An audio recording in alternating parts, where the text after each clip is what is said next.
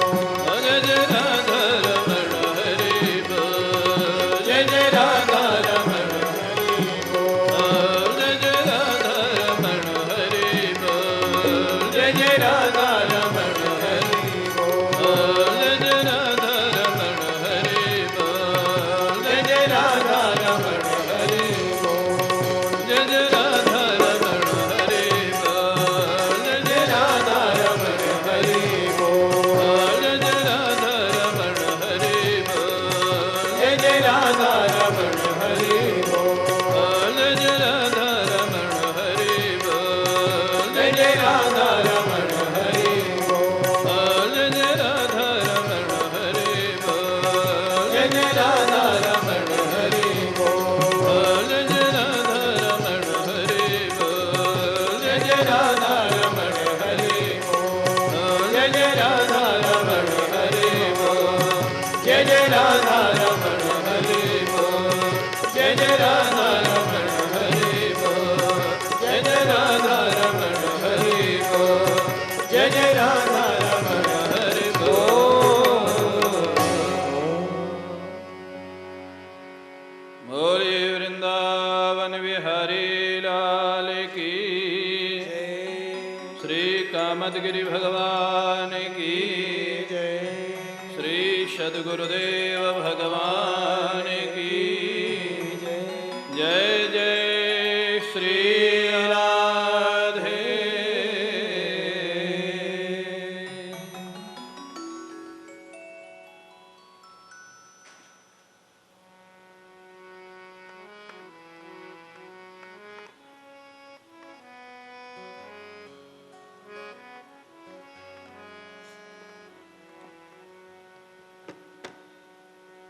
परम पूज्य प्रातः स्मरणीय श्री सद्गुरुदेव भगवान के श्री चरणारविंदों में साष्टांग प्रणाम।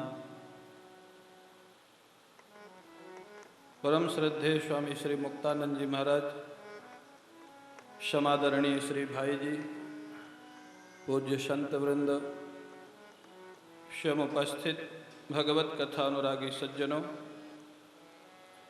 हम सभी लोग पुनः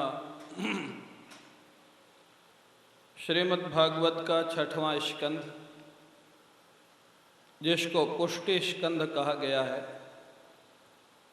प्रातः के सत्र में अजामिल का उद्धार कैसे हुआ भगवान की कृपा से, ये हम सभी लोगों ने चर्चा की। सुखदेव जी महाराज कहते हैं, राजन एक बार की बात है, देवराज इंद्र की सभा में संगीत का कार्यक्रम चल रहा था। देवगुरु बृहस्पति पहुंचते हैं, संगीत का बड़ा सुंदर कार्यक्रम चल रहा था। इंद्र को लगा कि अब क्या करूं,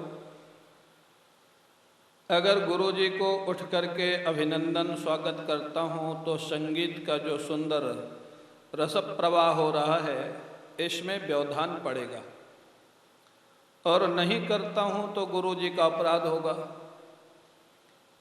देवता लोग बड़े चतुर होते हैं। देवराज इंद्र ने जानबूझ करके उधर देखना ही बंद कर दिया।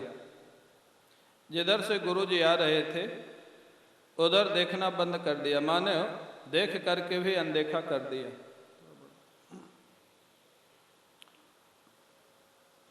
अब महाराज देवगुरु बृहस्पति ने समझ तो लिया कि देख करके भी अनदेखा कर रहा है। उन्होंने सोचा जब हृदय में भावना ना हो, जबरदस्ती का स्वागत करना पड़े, उस अभिनंदन का ज़्यादा कोई महत्व तो नहीं है। हाँ, सामने पड़ गए तो दंडवत, और मन में लग रहा है कहाँ से आ गए। हाँ, देवगुरु बृहस्पति वहीं से लौट गए नाराज हो करके, और घर नहीं गए महाराज, छिप गए कहीं, अज्ञातवास में चले गए। संगीत का कार्यक्रम बंद हुआ। ये सूचना असुरों को मिल गई कि देवताओं के गुरु उनसे नाराज हो गए। अच्छा मौका है आक्रमण करने का। हाँ, असुरों ने आक्रमण कर दिया और देवताओं को पराजित करके स्वर्ग पर अपना आधिपत्य जमा लिया। अब महाराज देवता लोग गुरुजी को खोजें, गुरुजी अज्ञातवास में, गुरुजी का पता ही नहीं। सारे देवता मिल करके ब्रह्मा जी के पास गए। ब्रह्मा जी ने कहा तुम लोगों ने काम तो बहुत किया, गलत किया है। हाँ, ब्रह्मा जी कहते हैं बड़ी सुंदर बात, अहो बत सुरश्रेष्ठाः ह्यभद्रं वः कृतं महत् ब्रह्मिष्ठं ब्राह्मणं दान्तं ऐश्वर्यान्नाभ्यनंदत। हे सुरश्रेष्ठ देवराज इंद्र, ऐश्वर्य के मद में आकर के आपने एक ब्रह्मनिष्ठ महापुरुष का अपराध किया। काम तो गलत किया है, वो कहाँ चले गए मालूम नहीं, लेकिन जब तक वो नहीं मिलते हैं तब तक त्वष्टा का बेटा है विश्वरूप, जो विद्या में बहुत ही योग्य है, देवगुरु बृहस्पति के जैसा ही है, उनको तुम गुरु बना लो, वो तुम्हारा कार्य का निर्वाह कर देंगे। देवराजेंद्र महाराज विश्वरूप के पास गए, चरणों में प्रणाम किया। अब त्वष्टा देवराज इंद्र की सभा के एक देवता है, उनका बेटा है विश्वरूप। अब देवराज इंद्र स्वर्ग का राजा, उसके चरणों में जाके प्रणाम किया तो बड़ा संकोच लगा, बोले आप ये क्या कर रहे? बोले नहीं नहीं नहीं, भले हम पद में बड़े हैं, आयु में बड़े हैं, लेकिन आप ज्ञान वृद्ध हैं, ज्ञान में बड़े, हम आपको अपना गुरु वर्ण करते। पूछा नहीं कि आप स्वीकृति दे रहे हैं कि नहीं, गुरु वर्ण करते। हाँ, ये स्वार्थी लोग जो होते हैं ना, जब जरूरत पड़ेगी तो जबरदस्ती गुरु बना लेंगे। हाँ, जबरदस्ती, गुरु माने कि न माने, और जब काम निकल जाएगा तो गुरु जी बुलावे तो भी पास में नहीं जाएंगे। ये स्वार्थी लोगों का स्वरूप है। बोला हम आपके गुरु के रूप में वर्ण करते हैं आपको हमारा। त्वष्टा ने कहा, विश्वरूप ने कहा आप लोग विचार कर लो, मैं बहुत छोटा हूँ। बोले नहीं नहीं नहीं, आप ज्ञान में बड़े, ठीक है, क्या उद्देश्य है? बोले हमारा स्वर्ग वापस दिलवा दीजिए, कुछ अनुष्ठान इत्यादि करवा करके।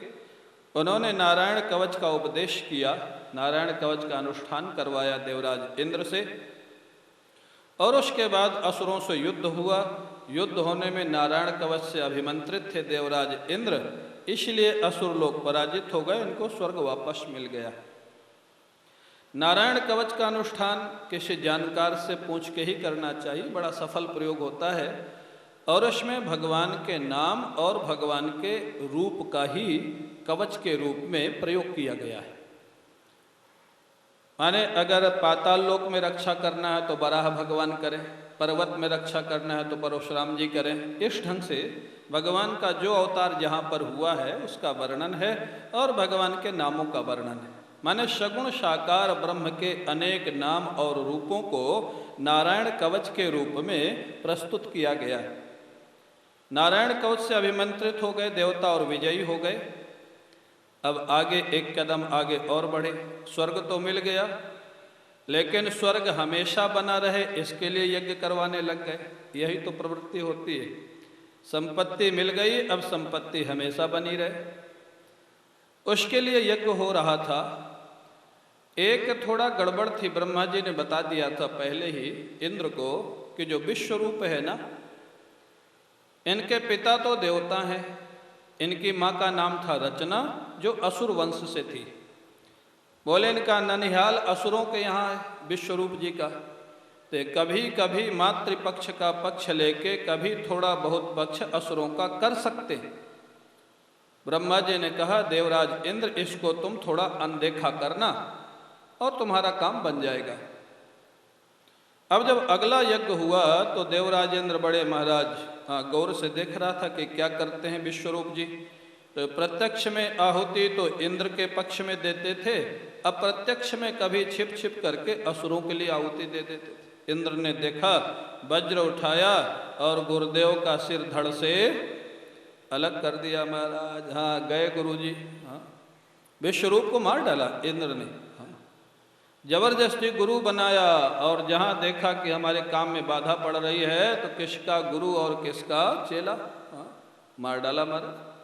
अब उसके पिता जो त्वष्टा थे, ये घटनाएं देखो ये सब दिखाती हैं कि घटनाएं समाज में थीं और हैं और होती रहेंगी। महाराज वे त्वष्टा को बड़ा क्रोध आया, उन्होंने इंद्र को मारने के लिए यज्ञ करना प्रारंभ किया। और हवन करते थे, हाँ, कि यज्ञ कुंड से ऐसा पुत्र प्राप्त हो जो इंद्र को मार डाले, जिसने अकारण मेरे बेटे को मारा है। हाँ, वो महाराज आहुति देते थे, इंद्र शत्रु विवर्धस्व स्वाहा। हाँ, इंद्र का जो शत्रु है वो इस यज्ञ कुंड से प्रकट हुए, उसकी अभिवृद्धि हुए और इंद्र को मार डाले। अब मंत्र तो बिल्कुल ठीक था, उद्देश्य भी ठीक था, लेकिन विधि में थोड़ा गड़बड़ हो गया। हाँ, बोलना चाहिए था अंतोदात इंद्र शत्रु विवर्धस्व, ऐसे बोलना चाहिए था। लेकिन इंद्र का नाम आते ही त्वष्टा जी को इतना क्रोध आ जाता था कि उनको ध्यान ही नहीं रहा कि आदि उदात्त बोलना है कि अंतोदात्त बोलना है। तो इंद्र का नाम आते ही जोर स्वर ऊंचा चला जाता था, उदात्त हो इंद्र शत्रु विवर्धस्व। हाँ महाराज, अंतोदात्त होता तो तत्पुरुष समास होता इंद्रस्य शत्रु सातयिता, इंद्र को मारने वाला। आदि उदात्त हो गया तो बहुब्रीहि समास हो गया नैरुक्त व्याकरण से, इंद्र शत्रु सातयिता यस्य असौ इंद्र शत्रु। हाँ, इंद्र से मरने वाला, इंद्र है मारने वाला, जिसका ऐसा पुत्र उत्पन्न हो, अर्थ ये हो गया। यही मैं कह रहा था ना, जहाँ विधि प्रधान कर्म होगा वहाँ थोड़ा भी गड़बड़ हुआ, मंत्र गड़बड़ नहीं हुआ, बोलने का स्वर गड़बड़ हुआ, केवल स्वर। हाँ, कहाँ उदात्त अनुदात्त माने कहाँ ऊंची आवाज में बोलना है, कहाँ थोड़ा नीची आवाज में बोलना है, इतना ही गड़बड़ हुआ। अब आजकल तो महाराज ऊंच नीच का पता ही नहीं लगता, जो जोर से बोले वही बड़ा पंडित। हाँ, जो ललकार के बोले। थोड़ा सा गड़बड़ हुआ, यज्ञ कुंड से पुत्र तो उत्पन्न हुआ, बड़ा विशाल महाराज पराक्रमी पुत्र था, बड़े बड़े जिसके भुजाएं थी, भुजाएं फैला दे तो ऐसा लगता था सारे आसमान को नाप लेगा, आवृत कर लेगा, इसीलिए उसका नाम पड़ गया वृत्रासुर। हाँ, सारी भुजाओं से आसमान को आवृत कर ले, इतना विशाल विग्रह। अपने पिता से पूछा क्या कार्य है, पिताजी बोले इंद्र को मारना है, एक ही कार्य है। वृत्रासुर चल पड़ा देवताओं के ऊपर आक्रमण करने। अब महाराज इंद्र सारे देवताओं की सेना लेकर के गया, एक साथ प्रहार करने लग गए वृत्रासुर के ऊपर। वृत्रासुर ने उनके हथियारों को पकड़ा, तोड़ा और खा गया, हथियारों को तोड़ के खा गया। अब निहत्थे देवता घबराए, जो हथियार ही खा गया उसको क्या मारेंगे। हाँ, अब कैसे मारेंगे, देवता भाग खड़े हुए वहाँ से, अब तो कोई उपाय नहीं। भगवान की स्तुति करने लग गए। देवताओं का तो एक ही अंतिम रास्ता है, जय जय सुरनायक जन सुखदायक। भगवान ठाकुर जी अब बचाओ, और कोई सहारा नहीं, तो हथियार ही खा गया, अब इसको कौन मारेगा। भगवान भी बड़े कौतुकी हैं, प्रकट हो गए, बोले देवराजेंद्र क्या बात है, बोले ये समस्या हमारा। भगवान ने कहा उपाय तो है, लेकिन तुम शायद कर नहीं सकोगे। बोले क्या उपाय है, बोले दधीची ऋषि की हड्डी से अगर वज्र बने तो ये असुर मारा जाएगा, अन्य कोई उपाय नहीं। लेकिन समस्या ये है कि दधीची ऋषि की हड्डी तब मिलेगी जब उनका शरीर पूरा होगा, अभी तो दधीची ऋषि जीवित है, तब तक ये कैसे जाएगा, तब तक तो तुमको यातना सहनी पड़ेगी। इंद्र ने कहा महाराज उपाय आपने बता दिया, अब आगे काम बढ़ाना हमारा काम है, हम काम कर लेंगे। बोले दधीची ऋषि तो जीवित हैं, बोले आप छोड़िए, अब हम अपना काम करेंगे। अरे जो गुरु को नहीं छोड़ा वो दधीची ऋषि को कहाँ से छोड़ेगा जो अपने गुरु का ही गला काट दिया, सिर काट दिया। वो गए दधीची ऋषि के पास, देवराजेंद्र जीवित थे, दधीची ऋषि को प्रणाम किया। दधीची ऋषि ने पूछा देवराज कैसे आए, सारी घटना बताई। महाराज ऐसे ऐसी समस्या है और कोई उपाय नहीं है, कहना तो नहीं चाहिए लेकिन कहना पड़ रहा है। हाँ, कहना तो नहीं चाहिए लेकिन कहना पड़ रहा है कि आपकी हड्डी से वज्र बनेगा तो ये मरेगा, नहीं तो सारे देवताओं को मार डालेगा। दधीची ऋषि मुस्कराए, बोले देवराजेंद्र तुमने सोचा नहीं कि तुम क्या कह रहे हो। किसी जीवित व्यक्ति की हड्डी मांगने का अर्थ क्या है, उसकी मौत मांगना। हाँ, मरेगा तभी तो हड्डी मिलेगी, क्या तुमने विचार नहीं किया। देवराज इंद्र ने कहा विचार तो किया था महाराज, हाँ विचार किया था। अपना विचार मैं आपको सुना रहा हूँ, कितना विलक्षण व्यक्ति है इंद्र, कितनी चतुराई से बात करता है। बड़ा सुंदर यहाँ श्लोक है। सुखदेव जी महाराज कहते हैं ननु स्वार्थ परो लोको न वेद पर संकटम यदि वेद न याचेत नेति नाह यदीश्वरः। महर्षि, ये सारा संसार स्वार्थ के वश में है, वशीभूत है, अंधा हो गया स्वार्थ से। हाँ, ये स्वार्थी संसार अगर देने वाले की समस्या को समझे तो कभी किसी से कुछ मांगे ही नहीं। हाँ, देने वाले को देने में क्या समस्या होगी, इस बात का विचार करे तो कभी कोई किसी से कुछ मांगना ही नहीं चाहिए। लेकिन महाराज, इस रहस्य को जो जानता है कि मांगना नहीं चाहिए, वो व्यक्ति भी अगर मांग रहा है तो देने वाला अगर समझदार होगा तो समझ जाएगा जरूर कोई भयंकर समस्या होगी, नहीं तो इतना समझदार व्यक्ति नहीं मांगता। हाँ, मैंने घुमा फिरा के बात अपने पक्ष में ही ले आया। मैं समझता तो हूँ कि नहीं ये चीज़ मांगनी चाहिए, लेकिन फिर भी मैं मांग रहा हूँ, तो अब आपको समझना है। हाँ, कि क्या करना है। आपको अब समझना है कि मैं अगर मांग रहा हूँ तो कुछ सोच समझ के मांग रहा हूँ। सारे देवता मार दिए जाएंगे अगर आप इसमें आगे नहीं बढ़ेंगे। महाराज, दधीचि ऋषि मुस्कुराने लग गए। कैसे कैसे महात्मा थे महाराज। उन्होंने कहा ठीक है, अगर एक शरीर के कारण अनेक लोगों की रक्षा होती है तो महाराज संतों का जीवन तो इसीलिए होता है। हाँ, दधीचि ऋषि ने योग के द्वारा अपने शरीर का परित्याग कर दिया देवताओं के लिए। हाँ, उसके बाद उनके शरीर से अस्थि की प्राप्ति हुई, हड्डी की। इंद्र ने वज्र बनाया और वज्र बना करके महाराज वो आक्रमण किया। भयंकर युद्ध हुआ इंद्र का वृत्तासुर के साथ।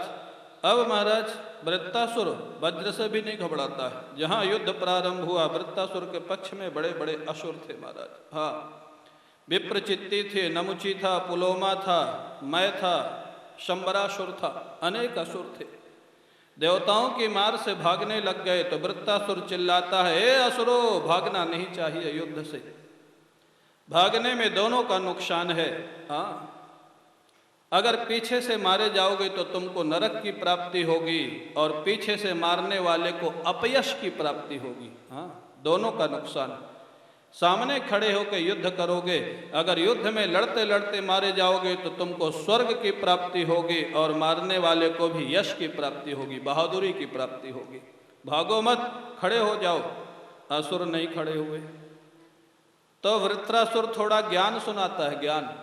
ज्ञान वही है जो श्री कृष्ण ने अर्जुन को सुनाया था कुरुक्षेत्र में। ज्ञान वही है, लेकिन वक्ता श्रोता अलग अलग है। उधर श्री कृष्ण वक्ता थे, श्रोता अर्जुन थे। यहाँ वक्ता वृत्रासुर है और श्रोता उनके असुर सहयोगी हैं। इसलिए आसुरी ज्ञान काम नहीं आता, ये बार बार कहा जाता है। यहाँ वक्ता भी असुर है और श्रोता भी असुर है।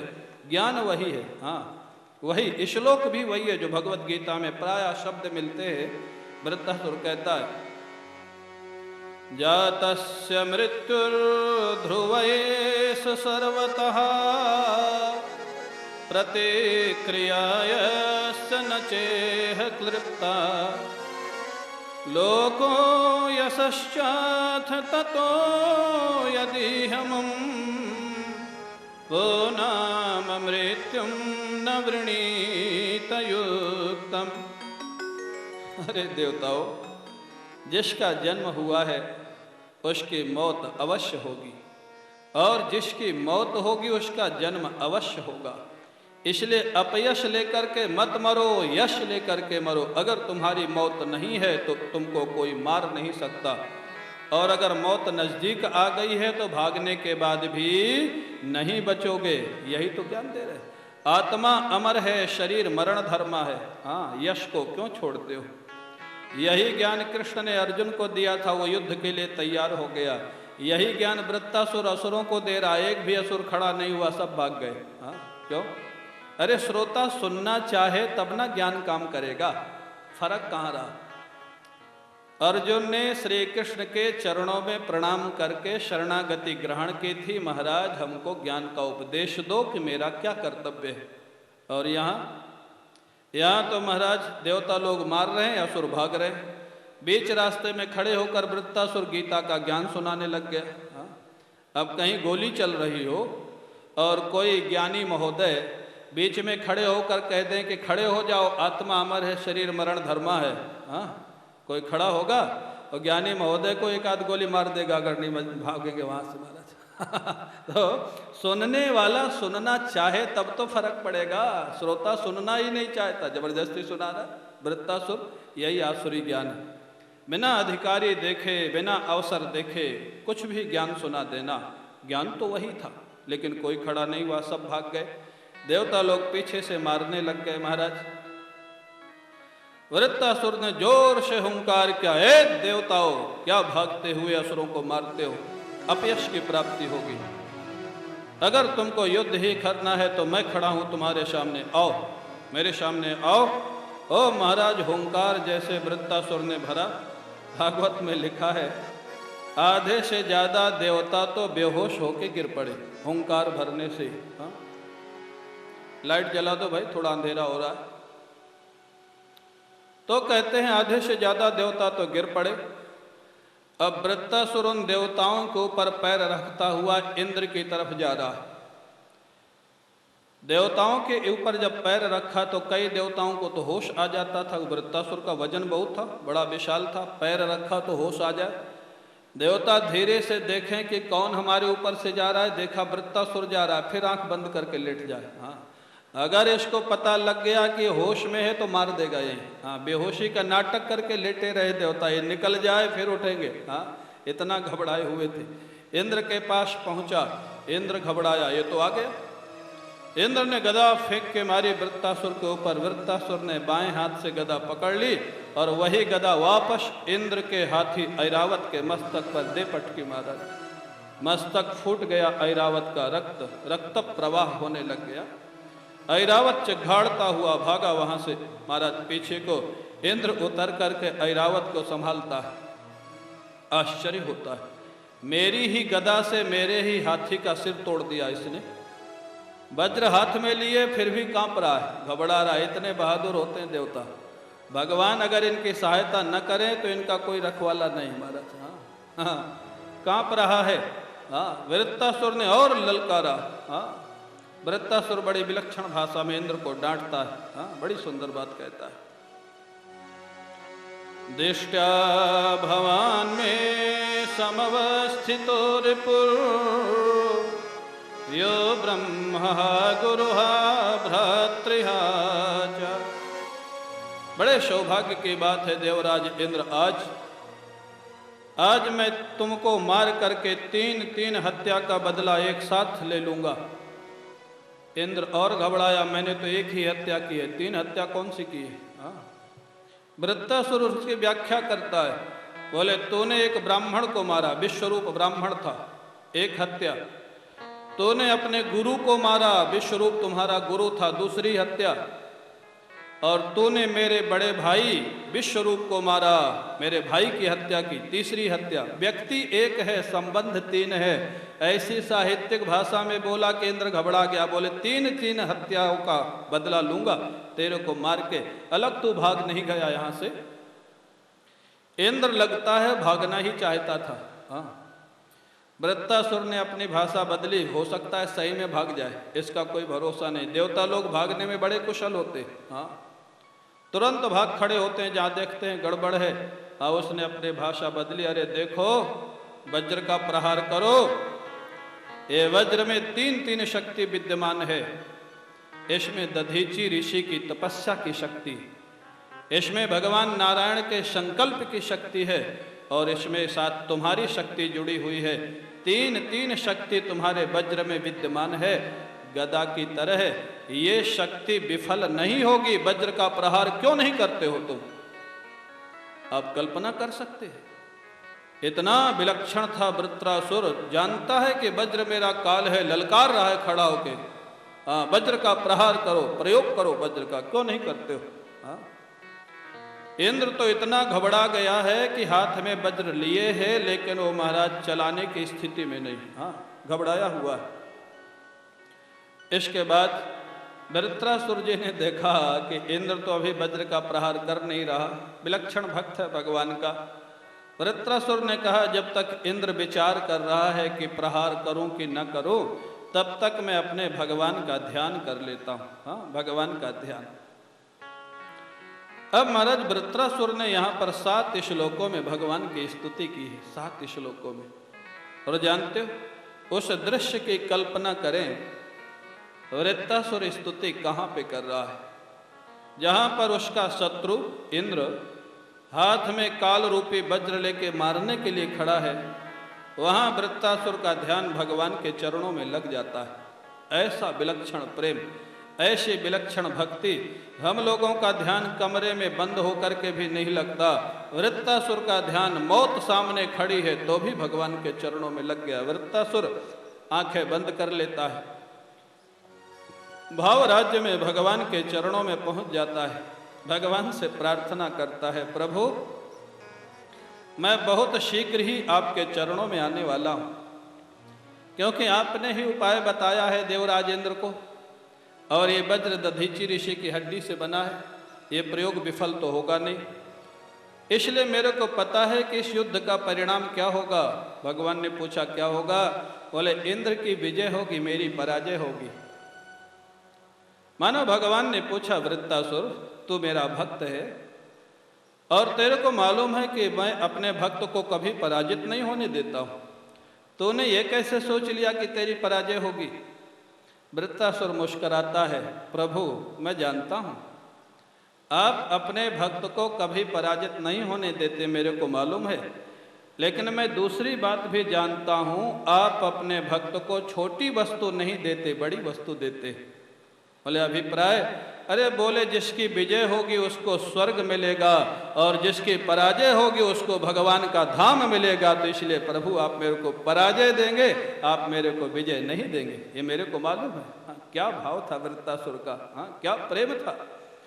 और वृत्रासुर कहता है, प्रभु आपकी इस कृपा का अनुभव, पराजय में जो कृपा है, इस कृपा का अनुभव सामान्य भक्त नहीं कर सकता, आपका प्रेमी भक्त कर सकता है। हाँ, प्रेमी भक्त ही कर सकता है। जो सकाम भक्त है, सामान्य भक्त है, उसकी पराजय हो जाए तो भगवान से झगड़ जाएगा, मैंने इतनी पूजा की, इतना भोग लगाया और मेरे को ही हरा दिया। हाँ नहीं, प्रेमी भक्त इस कृपा का अनुभव करता है। अरे सफलता में, व्यापारिक उन्नति में, पुत्र प्राप्ति में, इसमें भगवान की कृपा का अनुभव तो सभी भक्त कर लेते हैं, लेकिन असफलता में, अपमान में, पुत्र वियोग में, इसमें भगवान की कृपा का अनुभव केवल भगवान का प्रेमी भक्त कर पाता है। हाँ, वही कर पाता है। सकाम भक्त जो होते हैं वो तो महाराज काम न बने तो भगवान की पूजा ही बंद कर दे।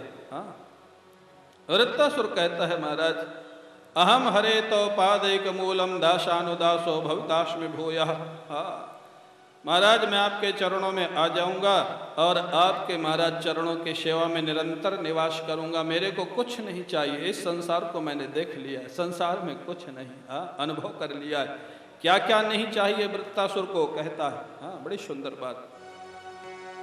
न नाकपृष्ठम न च पारमेष्ठ्यम न सार्वभौमं न रसाधिपत्यम न योग सिद्धिर पुनर्भवं वा समंजसत्वा विरहैयकांक्षे। हे प्रभु, न तो मेरे को स्वर्ग का राज्य चाहिए, क्योंकि स्वर्ग के राजा की दशा में देख रहा हूँ। हाँ, निरंतर परेशान रहता है स्वर्ग का राजा। हाँ, न पारमेष्ठ्यम, न ब्रह्मा का पद चाहिए, न सार्वभौमम, न पृथ्वी का एक छत्र साम्राज्य चाहिए। हाँ, जो राजा होता है वो ज्यादा चिंतित होता है, प्रजा उतनी चिंतित नहीं होती, वो तो मस्त रहती है। हाँ, देश का प्राइम मिनिस्टर हो, प्रदेश का चीफ मिनिस्टर हो, हाँ, उनको निरंतर चिंता लगी रहती है, आगे क्या होगा, आगे क्या होगा, आगे क्या होगा। हाँ, बोले ये भी मैंने देख लिया, नहीं चाहिए। न रसाधिपत्यम, न पाताल का राज्य चाहिए, न योग सिद्धि, योगियों की सिद्धि में नहीं चाहिए, और अपुनर्भव,